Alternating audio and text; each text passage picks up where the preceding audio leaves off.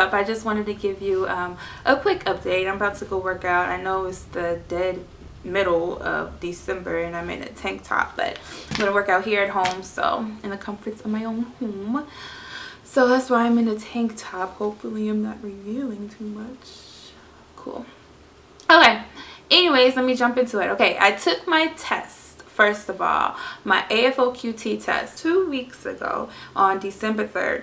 And out here, they only offer the AFOQT test once a month. So it's the first Friday. Yeah, I believe it's the first Friday of every month. So I went ahead and I took the test. When I went up there, it was 6:30 in the morning. My recruiter wanted everybody to meet up there. When I say up there, I mean on base at 6:30 in the morning. So it was me and it was 2 other people that were testing.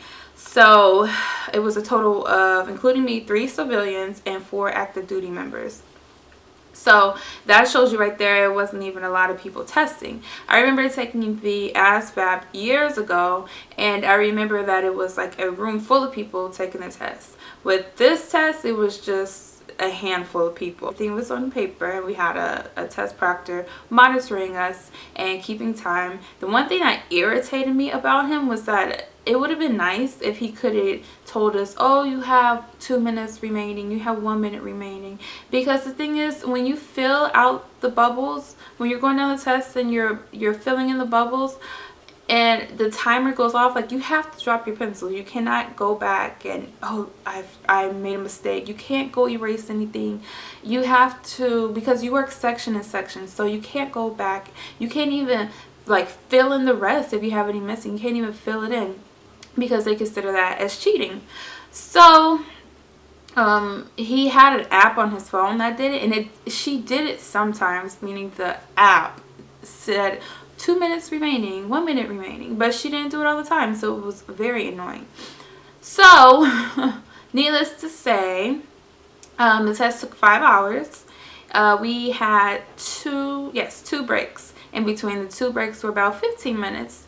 So you could go to the restroom, you could go out to the hallway, stretch your legs, talk a little bit with other people. You couldn't talk about the test, obviously.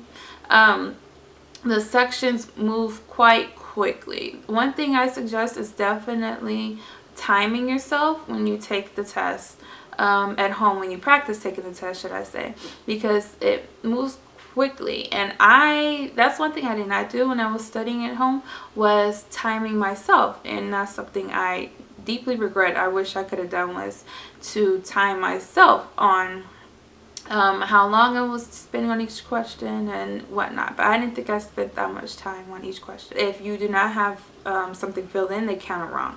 It's not the type of test where you are only graded on what you answered. It's not like that. You are graded based off of what you missed. Let's put it like that. So after the 5 hours, we got in our vehicles, we were able to go home.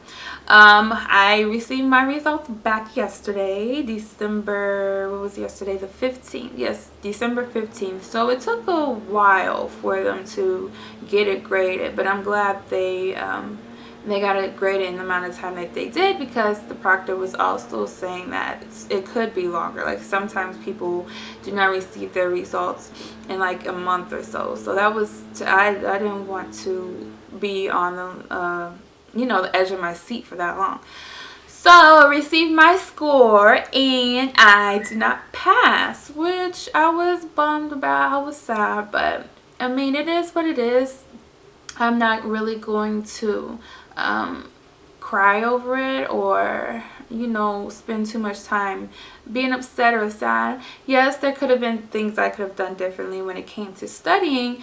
I admit that, but one thing, it was not my first choice to go the officer route. Yes, I'll be done with my bachelor's degree in a few more months.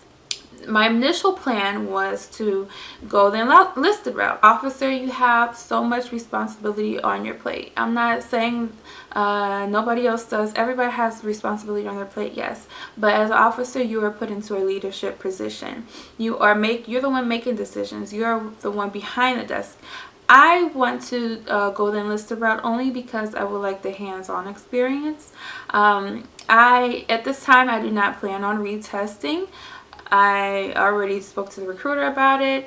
There's two different recruiters, the one for officer side and the other one for enlisted side. So you just went ahead and transferred my paperwork to the enlisted side. I'm gonna have to take the ASVAB test. I remember taking it not a few years, but years ago, and I remember I passed it, yeah, but it wasn't the type of score where I could choose any job. My main focus now is to get a high enough score so I'm able to pick a job that I like, because back then it wasn't that I don't want to say competitive. It was a lot of jobs open, but now I think the jobs are limited, so you're going to have to score a very decent score, pretty high, to be able to pick a job.